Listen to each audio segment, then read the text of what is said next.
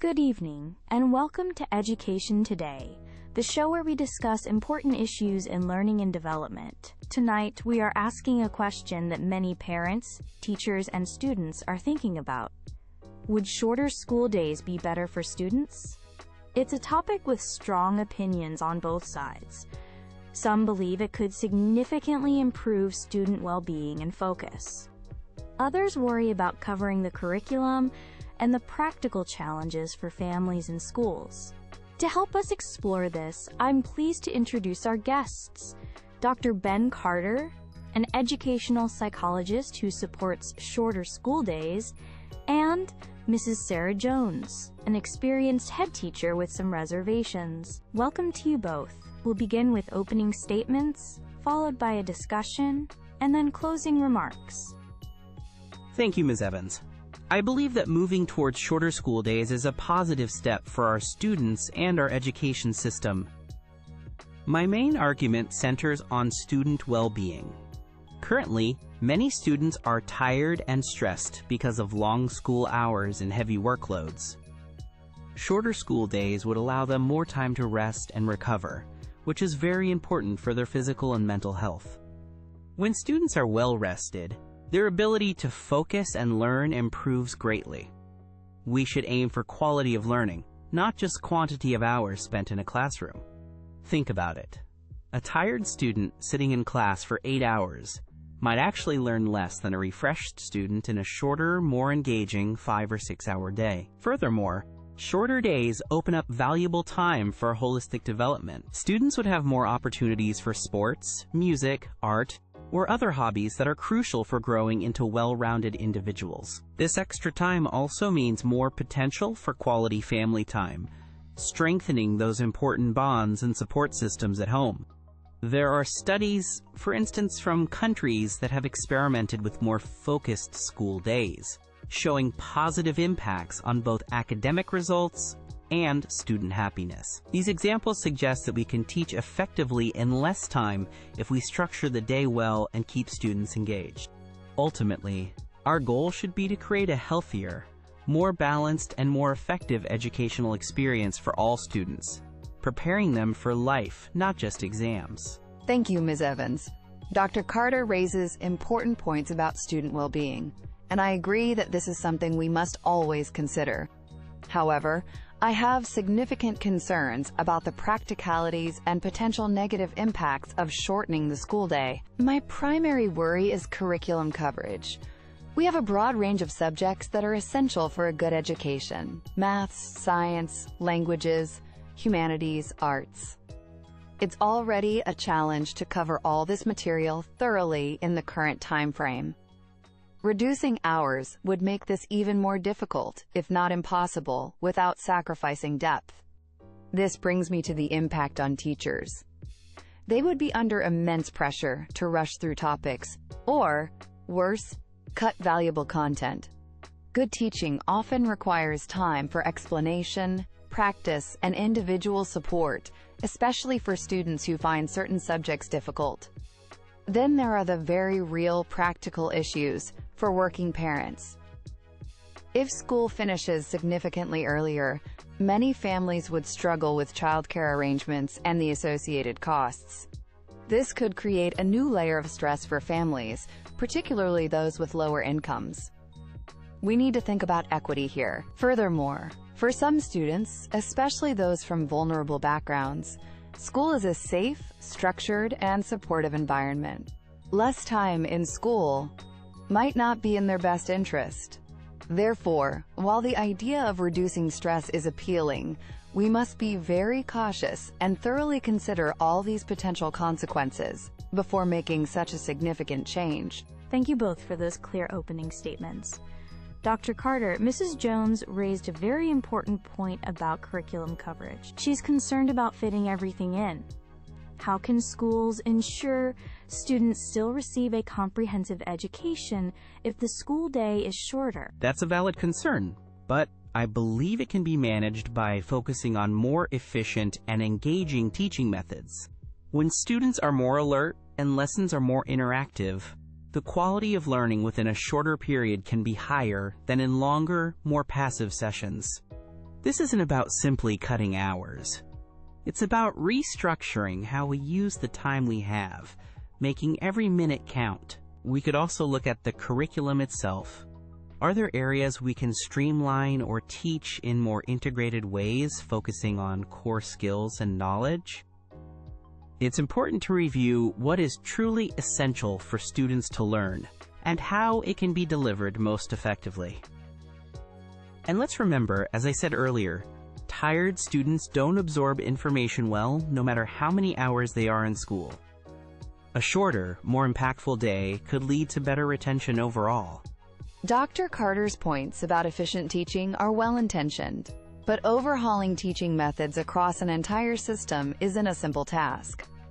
It requires significant training, resources, and a cultural shift that takes time. It's not a quick fix for reduced hours. And while reviewing the curriculum sounds sensible, it's often a very complex and contentious process. What one person deems non-essential, another sees as vital. Certain subjects inherently require dedicated time. Think about practical science experiments, in-depth historical analysis, or the immersive practice needed for language learning. These aren't easily condensed without losing substance. My biggest worry remains for those students who need more time, not less, those who struggle or need extra support. Shorter days might mean they fall further behind, as teachers have less opportunity for that crucial one-on-one help. Mrs. Jones, you also brought up the practical challenge of childcare for working parents if school days were shorter. Dr. Carter, you briefly touched upon this in your opening. Could you elaborate on how that might be addressed? Certainly. I envision that the shorter school day could be complemented by optional, high-quality community programs or school-led extracurricular activities. These could focus on sports, arts, or practical skills, providing a safe and enriching environment for students whose parents work later. While community programs sound like a good idea, the reality is that organizing, funding, and ensuring the quality and accessibility of such programs for all students would be a huge undertaking. There are questions of cost for parents, transportation, and ensuring these programs are available everywhere, not just in well-resourced areas. Let's shift focus slightly. Dr. Carter, you strongly emphasize student stress and well-being as a driver for shorter school days. Mrs. Jones, from your experience as a head teacher, is the current school day length the primary cause of student stress? And are there other ways we could address this issue within the existing structure? Student stress is definitely a real and growing concern, and we see it in schools every day. However, I don't believe the length of the school day is the only, or even the main, factor. Students face pressure from many sources: high-stakes exams, the constant influence of social media, peer relationships, and broader societal expectations. Reducing school hours might not alleviate these other pressures. In fact, for some students, it could create new anxiety about whether they are learning enough in less time. I believe we should focus more on strengthening in-school support systems, like counseling services, mental health education, and stress management workshops within the current school day structure. Creating a supportive school culture where students feel safe to talk about their worries can make a huge difference, regardless of how long the day is. I agree with Mrs. Jones that there are multiple stressors in a student's life. However, a long and demanding school day can significantly reduce a student's capacity to cope with those other pressures. When students are constantly tired from too much schoolwork and too little rest, their resilience is lower. Shorter school days would provide essential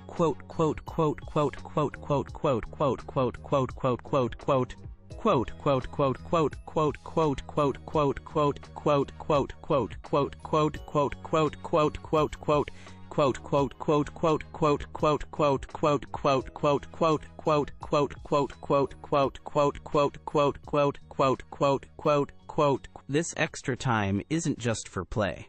It's for recovery, for pursuing interests that reduce stress, and for developing coping mechanisms naturally. Some argue that a shorter day disrupts routine, but a well-structured shorter day still provides routine.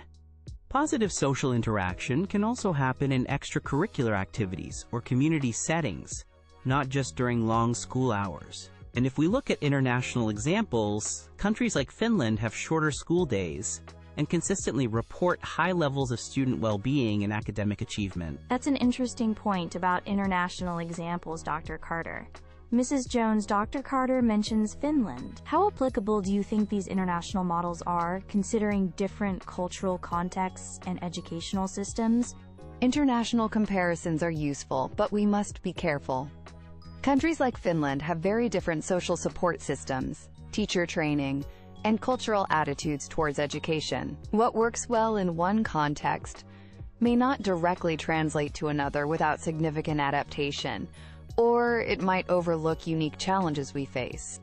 I acknowledge that cultural and systemic differences are important.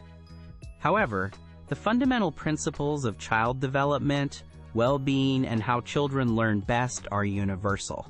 We can learn from the successes of others while adapting strategies to fit our own specific needs and circumstances. In closing, I want to reiterate my belief that shorter school days offer a path to a more effective and humane education system. My arguments have focused on 3 key benefits. Firstly, significantly improve student well-being by reducing stress and fatigue. Secondly, enhanced focus and learning efficiency, because well-rested students are better learners. It's about making school hours smarter, not just longer. And thirdly, providing crucial time for holistic development, for sports, arts, hobbies, and family life, all of which contribute to a child's overall growth. I understand there are challenges to address, such as curriculum planning and childcare. Mrs. Jones has rightly pointed these out. However, I firmly believe these are solvable problems if we approach them with commitment, creativity, and a willingness to rethink traditional models. We can develop innovative teaching strategies and community partnerships to support both students and families through this transition. Ultimately, we must ask ourselves what our priority is. Is it to fill hours, or is it to foster healthy, engaged, and curious learners? I urge us to prioritize student health and create a more positive, balanced learning environment. Adapting our education system to meet the needs of the 21st century is not just an option, it's a necessity for our children's future. Thank you. In my closing remarks, I want to emphasize that while student well-being is paramount, we must approach the idea of shorter school days with considerable caution. My primary concerns remain the very real risk to the depth and breadth of curriculum coverage, ensuring all essential knowledge and skills are taught effectively. Then there are the significant practical difficulties for working families regarding childcare, and the increased pressure on teachers to condense their teaching. I also worry about the potential negative impact on our most vulnerable students, for whom school provides a vital structure and safe haven. Student well-being is incredibly important, and we must address it. However, this should not come at the cost of a comprehensive and robust education that prepares them for further study or work. Instead of a drastic change like shortening the entire school day, I believe our efforts would be better focused on improving existing structures. This includes enhancing mental health support within schools, developing more varied teaching methods to engage students, and ensuring manageable workloads. Before we consider such a fundamental shift, we need more concrete evidence from contexts similar to our own, and a much more detailed plan for how these challenges would be overcome. Our responsibility is to ensure every student receives the best possible education and is well prepared for the complexities of their future. Let's ensure any changes truly support that goal for all children. Dr. Ben Carter, Mrs. Sarah Jones, thank you both for a very insightful and thought-provoking discussion this evening. We've heard Dr. Carter argue passionately for shorter school days, emphasizing benefits for student well-being, focus, and overall development. And we've heard Mrs. Jones voice important concerns about curriculum coverage, the practical implications for families and teachers, and the needs of vulnerable students.